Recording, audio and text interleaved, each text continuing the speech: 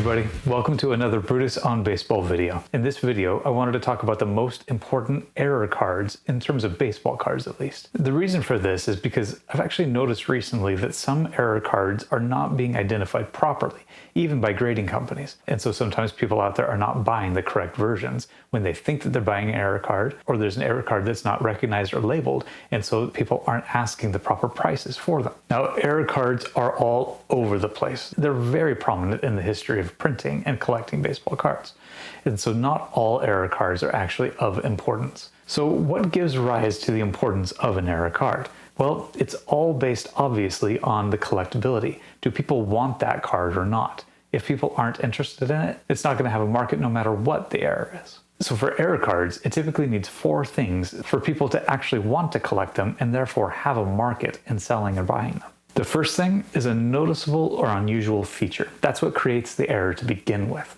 The second thing is a corrected version of that. So at some point in the printing process, the manufacturer discovered the error and actually went back and made a corrected version. The third thing is that corrected version leads to scarcity for the original error. So if the error is the most prevalent thing out there, then it's not going to be all that desirable. It might be the corrected version that's more desirable. And the fourth thing is a relevant player or story even.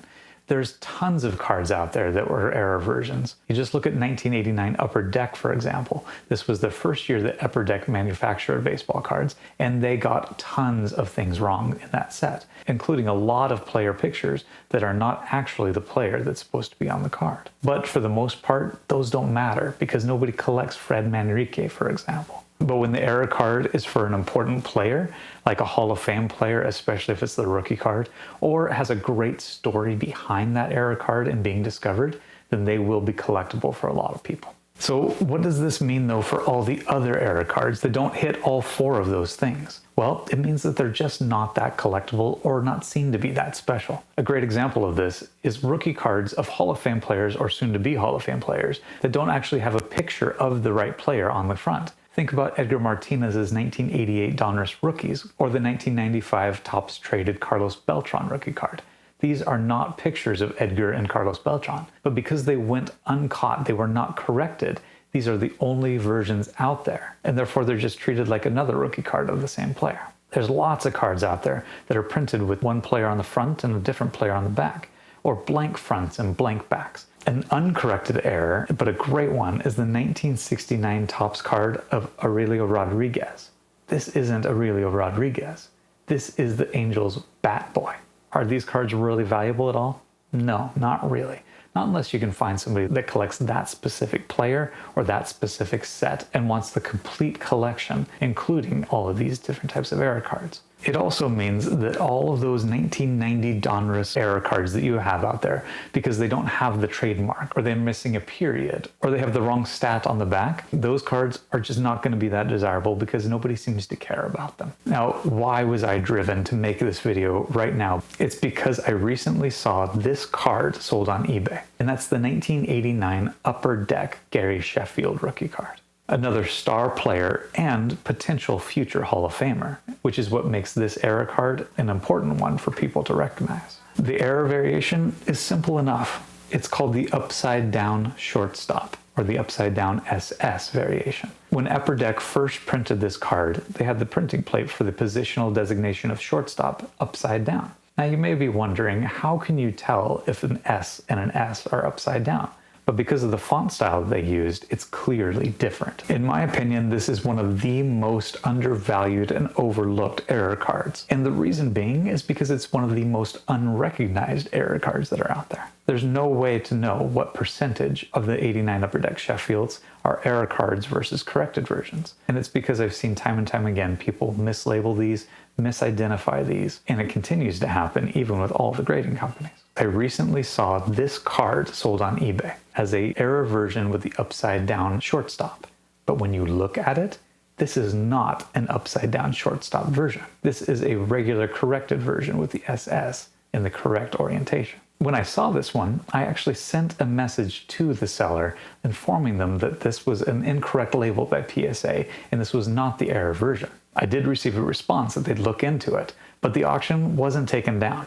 and the card was eventually sold for over $300. Definitely somebody thought that they were getting the error version when it's not the error version. And it goes to show you why it's important to be educated about these sorts of things. You may end up paying way more for something that's actually not the error version, or you may be trying to sell something that you could be selling for a lot more if you were able to recognize that it is an error card. Now, the population report for the original error version with the upside down SS is about 400 graded by PSA, whereas the corrected version is listed at about 9,200. So quite a huge disparity between the two. Recent sales though, there's not a whole lot of these that come up for sale in the error version, especially with the PSA 10 Gem Mint grade, but they've ranged anywhere from $300 to up to $1,000 in recent years. The corrected version of the PSA 10 goes for about $30 to $40. So a pretty significant difference between the two. So getting to the list, I'm going to present these in chronological order. The first one being the T206 Sherry Magee card. This was a misspelling of the name Magee. It's supposed to be Magee, but it was spelled with an I instead. Now, Magee was one of the best players from the Philadelphia Phillies during the dead ball era of the early 1900s. This error card is often considered one of the most popular error cards, at least in pre-war vintage baseball card collecting circles. A corrected version was quickly printed and at a rate that was much higher than the error version, so it's much easier to actually find the corrected than the error, making the error a lot more scarce and therefore worth a lot more money. Now, for the population of this one, there's about 200 graded copies for the error version, and about 500 to 600 copies of the corrected version, meaning that the error version has about a third of the population. Looking for examples of price on these, there's plenty of PSA 3 examples recently. So for the error version, you're looking at about $20,000 to $25,000 and only $400 to $500 for the corrected version. So quite a discrepancy there between the two.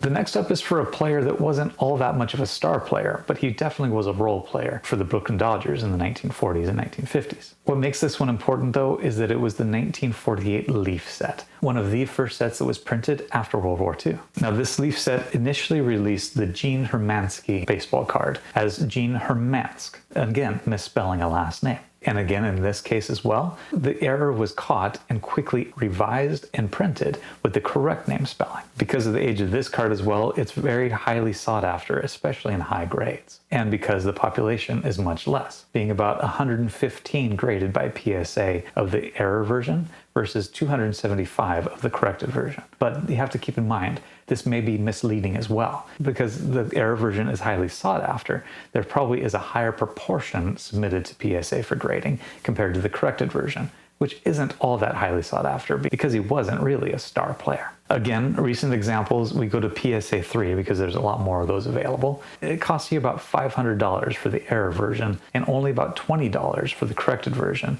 So again, more than an order of magnitude difference between the two. The next error card I'm going to talk about is a specific card, but the idea of what happened here goes back throughout the 40s, 50s, and 60s as something that happened kind of regularly. And this is a printing error. The 1969 Topps Mickey Mantle card was Mantle's last card, even though he actually retired in March of 1969 before spring training really began. Topps decided to still put his card in the set for 1969. The standard version of the 69 Topps set has the player's first name in white and their last name in yellow letters. But for whatever reason, some of the cards were printed all in white letters for both the first and last name. This wasn't just a Mickey Mantle problem. It also happened to a number of common players, as well as another Hall of Fame player, Willie McCovey. It's unclear what caused the error, but obviously it just didn't get the yellow ink put into the printing plate. Who knows if that was by accident or just something that wasn't paid all that much attention to at the time and fixed for the next batch, never to be thought of again until the cards were distributed. Either way, the white letter variation is way more rare than the yellow corrected version. The PSA population is about 1,500 Mickey Mantle cards for the white letter variation, and about 10,500 of the same card for the yellow letter variation. Recent examples that have been sold, we're going to look at PSA 5s to be able to compare them. A recent white letter variation sold for $2,000 in a PSA 5, whereas the corrected yellow letter variation of the Mantle card sells for about $600 to $800. Now, like I mentioned, there's a lot of these types of errors that happen throughout the 60s, 70s, and even 80s. But for whatever reason, they didn't really happen to key players or key sets. And so a lot of them can be looked over. But for one reason or another, they're just not that collectible to a lot of people. The next one in line, though, that really is the 1987 Donruss Opening Day Barry Bonds card. Now, the opening day set was only released by complete sets near the start of the 1987 season. Bonds did have a card in the 1986 Donruss The Rookies set, and he also had a base card in the 1987 Donruss set. So the Donruss opening day card isn't really considered a true rookie because he has these other cards.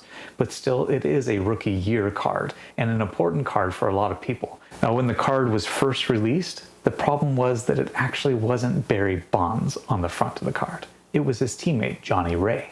The error card was caught very early in the production on this one and replaced with the corrected version that actually features Bonds. It's estimated that only about 2% of the overall production of this card was released with the error version showing Johnny Ray. Obviously, being a rookie year card of one of the greatest players of his generation and potentially a future Hall of Famer, the error card is highly sought after in the hobby. The population that's been graded by PSA is about 150 copies of the error version showing Johnny Ray, while there's about 3,000 of the copies that actually show the corrected version of Barry Bonds on the front. As I said, there's not a whole lot of the error version out there that's been graded by PSA, so we have to look at the PSA 9 to be able to compare the two. The most recent sale for PSA 9 was $2,900 for the Johnny Ray version back in June of 2022, so almost a year ago. And there's been much higher sales since that time. Whereas for the corrected Bonds version, you can get a PSA 9 for about 15 to 20 bucks. So a massive differential here between the two. The next one up on the list, and you're going to start to see that there's a lot of really important ones in a very short period of time in the late 80s and early 90s, is the 1989 Fleer Billy Ripken card. As I mentioned before, error cards are usually highly sought after because of the player on the front or the story about the card. And this one is definitely all about the story. Billy Ripken was nowhere near the level of player that Cal Ripken, his brother, was. And so what makes this card really desirable is the error itself. Perhaps the most famous error card in history, it caused a huge buzz as soon as it was released, and people started opening the packs and seeing the words "fuckface" on the knob of the bat. When the card was released, it was quickly corrected by Fleer, but not before a ton of these had already gone out. But the issue was that Fleer didn't really have a great plan on how to fix the problem. It took several attempts to actually make a correction until they finally settled on the black box version that would be put over the knob of the bat. But through the process of attempting the correction, they also produced the white out version, the white scribble version, and the black scribble version, where they tried to quickly correct the problem, but in a very noticeable way that stands out when you look at the card. So what's the story behind this error card? Well, there were tons of rumors floating around in 1989 when it happened. Some of them said that a teammate of Billy Ripken's decided to play a prank on him by putting that on his bat before he took the picture. Other people spread a rumor that it was a disgruntled Fleer employee that was upset with the company and decided to sabotage them by putting the words on the knob of the bat. Neither of these really made a whole lot of sense, though, especially thinking that the quality assurance process at Fleer probably was good enough that somebody along the line would have caught this. Ripken also gave several interviews much later, around 2008, where he said that he actually was responsible for the words on the bat. He said that it was kind of a locker room joke to write something on bats that he wouldn't use in a game. He only wanted to use that bat in batting practice, and therefore wrote something on the knob, which you can see in the bat rack very easily, so he knew which one to pick up. But when the picture happened, he had just finished batting practice, was coming off the field when a photographer pulled him aside and asked him to take a picture. And he quickly posed, not even thinking what was on the end of the bat. It wasn't until months later that somebody pointed out the story to him. He went and took a look at the card, and it all came flooding back to him exactly what had happened. But it was Ripken's firm belief, too, that somebody would have noticed this, and Fleer must have decided at some point to let this happen, especially since the card market was an all-out battle by the late 1980s with several new players coming into the fold. The different versions of the Ripken card are still very highly sought after, and this is seen as an iconic card of the junk wax era. Now, the population on this one shows that there is a high variety based on the version that you get. There's about 12,500 graded by PSA for the original era version, about 3,300 with the full black box, about 1,300 with the black scribble, and only 150 of the whiteout version and 120 of the white scribble version. So the whiteout and the white scribble were obviously very quick fixes that didn't last very long. And the full-on error version has by far the highest population, either because it was printed quite a bit before being caught and corrected in the manufacturer, or potentially because everybody wants to grade that version because it's the most fun version, and so people send that one in for grading more than the corrected version. Recent sales that show the difference in these, looking at PSA 9s because there's not a lot of 10s of the really rare versions. A PSA 9 for the original version goes for about $100, $30 for the full black box, $50 to $70 for the black scribble, and then $800 for the white scribble and about $400 to $500 for the whiteout. The original error version is probably worthwhile just because people are nostalgic about the fun that this caused in the hobby in 1989. Now, continuing with the mess that was 1989 Fleer, we turn our sights to the Randy Johnson rookie card. This is another great story because it's a Hall of Fame pitcher and it's his first appearance in Fleer. Now, the big unit made his big league debut in 1988 with the Expos, so he first appeared on a card in 1989 still wearing that Expos uniform. But the problem, when the photographer took the picture of Randy Johnson, it had a huge sign for Marlboro in the background, directly over his left shoulder. Fleer was not a big fan of advertising cigarettes to all the children out there collecting baseball cards. The issue was caught fairly early on, and it looks like the correction was made much earlier than the Billy Ripken correction. Again, in typical Fleer fashion of that time, they went through several iterations of how do we fix this problem. Several of them not really working very well, if at all. Depending on who you talk to, there can be up to 12 or even 20 different variations of this rookie card, and it just gets way too complex. But to keep it simple, there's about 5 or 6 basic versions that you can lump together into types. The first one, of course, is the original with the Marlboro ad in all of its glory, and it's one of the most rare versions of the card as well. The second version is what they call the red tint version. They actually tried to tint the color of the ad a bit red to darken it and not make it so visible. But if you look really close, you can still see and make out what the ad's for. The third version they call the green tint version. This is the same idea, but instead of red, they tried to darken it with green. The next one is the scribbled out version. This was again Fleer's very feeble attempt of trying to scribble out the word Marlboro, but not doing a great job of it. And again, this one didn't last very long either. Finally, these failed attempts led to Fleer trying to introduce a black bar to partially block the ad. They didn't block out the whole ad, just the word Marlboro and the cowboy sitting next to the word. But you could still see the white surrounding the outer edge of the sign. Finally, Fleer just went all out and completely blocked out the entire ad with a black box for their final version. Now, all the other variations that I said that collectors can try to break out this card into usually combine some of the two. So like an ad partially blocked with a red tint. But most people try to categorize them in a broader sense. And PSA has definitely done that when they've graded these cards. They typically only put 3 categories, either the original version with the whole ad, the corrected version with the black box, and everything in between they lump into the ad partially obscured title. If you have a PSA card and you want to get into more detail than that, you're going to have to use your own eyes to determine which version you think you have. There's also been some theories as to why there's the red tint and the green tint version. And people think that it's because Fleer at that time actually used 2 different printing companies to print their cards.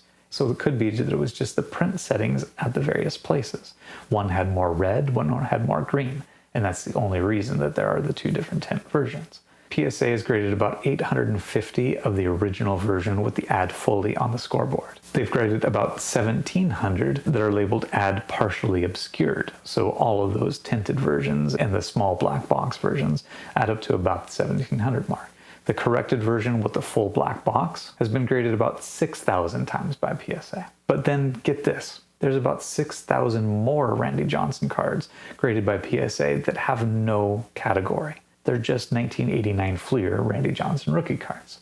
So it really makes you wonder, out of all those, which version are those? And if you have this card, it may cause you to go back and look, because the price differences between them is significant sometimes. Recent sales in the PSA 10 version for the ad on the scoreboard are about $600 to $800. For the ad partially obscured version, it's about $100 to $150. And for the ad completely blacked out version for the PSA 10, it's about $30 to $40. So quite a big difference from one end of the spectrum to the other. Moving on now, but not too far again, is the 1989 Upper Deck Dale Murphy card. Murphy was one of the hottest players of the 1980s. He would soon be traded by the Braves in 1990, and his career would be over by 1993. But he was still a very desirable player in '89 when Upper Deck first released its set. Now, when the card was initially released, a lot of people missed the error on this, and you may not even recognize it right now looking at it. The error was that Murphy's photo is a reverse negative. A corrected version of this card was eventually released, showing him holding the bat on his right shoulder, as a right-handed hitter would. But the easiest way to see the error, just look at the A on the cap and the Braves logo on the jersey. If they look backwards to you, you've got the reverse negative. Now, Upper Deck said at the time that only about 2% of the cards released of Murphy were the error version. But being 1989 in the middle of the junk wax era, this could mean that 2% is equivalent to, who knows, 2 million cards. But either way, the population is way smaller of the reverse negative. PSA has graded about 750 of the reverse negative version, whereas there's been 400 graded of the corrected version. And I think this is a great example of people wanting the error version, but not really caring too much about the corrected version. The recent sales, though, for PSA 10, there was an error version sold for $600 in February of 2023, and a corrected version for $200 in January of 2023. But that corrected version may be a little bit of an aberration, because it typically sold for $30 to $50 in 2021. So it'll be interesting to see where the sales on this one go in the future. Now, the next one in line is the one that almost everybody knows about, but a lot of people don't know the story behind why it actually exists. And that's the 1990 Topps Frank Thomas No Name on Front version. The Big Hurt was a huge behemoth of a hitter in the early 1990s and a Hall of Fame player. This is his rookie card, making it a very desirable card. Perhaps no other error card in history has been written about and speculated about than the Frank Thomas No Name on Front version. A lot of rumors said that it was a printing error from Topps that was quickly corrected, so there's not a lot of these cards available out in the wild. The estimated print run is only about 250 to 500 of these versions. Again, there were rumors at the beginning that maybe Topps put these cards out there on purpose for publicity. They saw what happened in 1989 Fleer and Upper Deck and how much publicity those companies had after printing error cards, and maybe this was their answer to that. But people who have researched this card way more than I ever would have found otherwise. The reason being, there's about 10 cards in the same set on the same printing page that have the error. And somebody actually put a picture together showing what that distribution of no black ink would look like across that printing sheet. These cards are known as the blacklist version, meaning that there's no black ink put onto the card or no black ink put into parts of the card. And you actually see that on the Frank Thomas. Not only is it missing the name, but it's missing the black on some of the borders as well. And so the error across these cards was just too random to have targeted the Frank Thomas.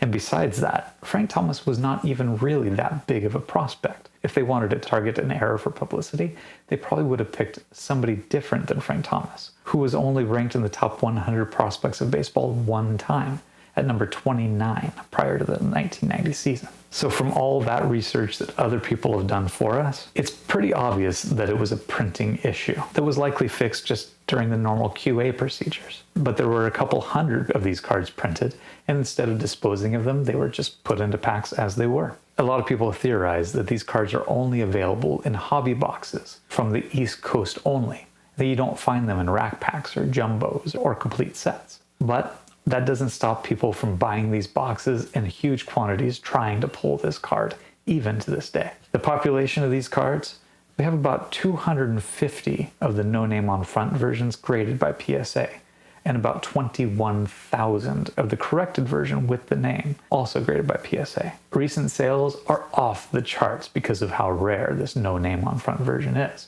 $5,000 for a PSA 4 in March of 2023. There was $8,500 for a PSA 7.5 in March of 2023 too, and $170,000 for a purchase of a PSA 10 error card in December of 2022, so just 6 months ago. The corrected version, you can get a PSA 10 for about 60 to 80 bucks. The last one I'm going to talk about is the 2006 Topps Alex Gordon. From the late 90s all the way through the 2000s, there have been a lot more error cards, I'm sure. but none other have really captured the imagination like the Frank Thomas rookie card from 1990. That is up until 2006, when Topps released a rookie card of Alex Gordon. Alex Gordon was one of the top prospects in baseball after being drafted number 2 overall the previous year in 2005. Prior to the 2006 season, there was a lot of confusion in the hobby about what the definition of a rookie card was. There were manufacturers putting cards of players in their base sets well before that player ever made the Major League roster. As a result of all this conversation, Topps signed a contract with Major League Baseball and the Major League Baseball Players Union prior to the 2006 season that they would only include rookie cards of players who had played the previous season for the team or who were on the 40-man roster. Although Gordon was a phenomenal player coming into the 2006 season, he was not on the 40-man roster for the Kansas City Royals. There's a lot of speculation about why this card was even produced, and it was likely because somebody at Topps anticipated that Gordon would likely make the Royals out of spring training in 2006, and so they wanted to get the jump on everybody else manufacturing cards to include his first rookie card in the Topps products. But Gordon wouldn't make the Royals roster until 2007. And so Topps including this card in their distribution was a violation of their brand new contract. And in an attempt to avoid a lawsuit, Topps quickly pulled the card from production. The initial mistake of releasing the card as part of their 2006 product caused multiple new versions to be created, including a cutout card, a blank gold card, and a blank silver card where they removed the picture of Alex Gordon. Because of his status as a phenomenal prospect and the limited availability of this card, it caused a hobby frenzy at the time. The population of this one graded by PSA, well, PSA doesn't really differentiate between the different types of cards in their population report, but they've graded about 220 of the Alex Gordon cards. This card was a little bit unusual for an error card because there's not really a corrected version, just a very limited error of even including it in the set to begin with. A recent sale of an SGC 8 in February of 2023 went for about $625. Going back further in time though to find the recent PSA 9 sale was about $432 in February of 2021. You have to go back to May of 2020 to find another PSA 9 sale of $413. In that same month of May of 2020, a PSA 10 was sold for just over $2,000. Gordon did have a decent career, making 3 All-Star teams for the Royals and winning 8 Gold Gloves, but he never quite lived up to all that hype. And I, for one, am a little bit disappointed that Alex Gordon didn't end up being a Hall of Fame player. I can't imagine how expensive these cards would have been had he had that kind of career. Like I said, error cards are prevalent throughout the history of collecting baseball cards. You just have to know which ones are worth looking at and which ones aren't. I hope you found this video helpful to be able to distinguish between the two. Until next time, keep talking baseball, and we'll see you around.